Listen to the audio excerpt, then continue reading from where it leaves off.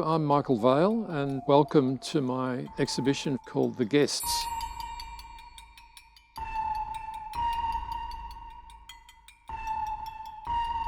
I've been painting and drawing for as long as I can remember. When I was a child, it was probably the only thing I was good at. I was a bit obsessed and remained that way right through my teenage years. Eventually found my way to art school.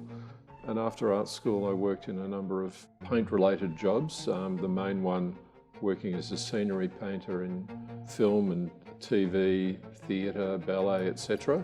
And found my way eventually back to university and did a PhD. Now I'm fortunate enough to make a living out of teaching, but painting has always been my number one.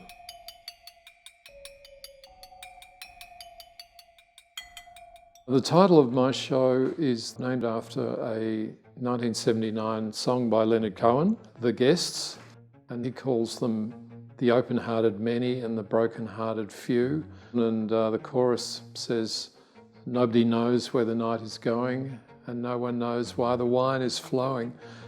So it's a very mysterious song, and I've always wondered about these intriguing guests, if they were gatecrashers or if they were welcome, and if they were maybe marauders or maybe victims.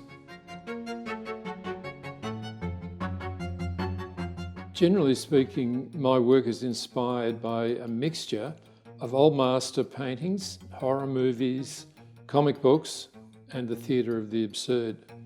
The characters that populate them have appeared fairly spontaneously, often evolving from a series of chalk marks with no recognisable shape, eventually becoming ghoulish clowns, ghosts, or mummies. Once these characters have announced their arrival, I tend to use them again and again in different paintings. I see these characters as more comical than spooky, a little like Frankenstein's monster, a sympathetic and confused character assembled from multiple parts. Frightening to some, ridiculous to many. They smoke pipes, carry brown paper parcels, tend flowers, and paint abstract pictures, all remnants from themes I've used in earlier paintings. They navigate or get lost amongst sublime mountainscapes, sunset skies, and in different trees that look down on them imperviously. So I guess I've come to humour and absurdism via a lifelong love of surrealism and Dada, and just a general inability to take things too seriously. So I guess what some people might see as macabre imagery has always had an element of humour for me, and almost unconsciously I seem to play it up in my paintings. Each one is intended to be a kind of puzzle. They're not supposed to provide answers. I think questions are always much more interesting than answers. So I would hope that a viewer could look at one of my paintings for a long time and keep finding new interpretations, new details, to offer a kind of visual conundrum that might just lead the viewer to speculate about particular issues.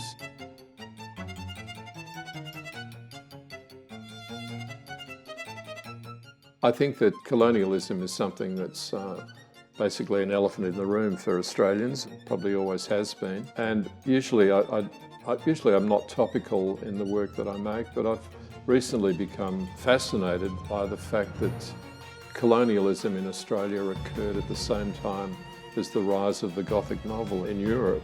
I think that's a really amazing axis, that the horrors that were being produced by fiction writers were actually taking place down here.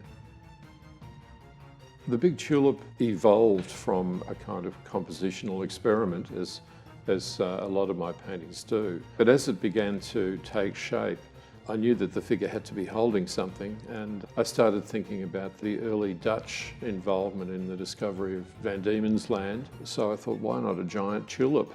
The dress, etc., were my way of representing that transplanting of European culture into what was possibly an inappropriate environment, that kind of stubborn refusal to let go of European ways. And in a sense, there's a self-satire here as well, because I'm so influenced by European painting, so I'm having a laugh at myself as well.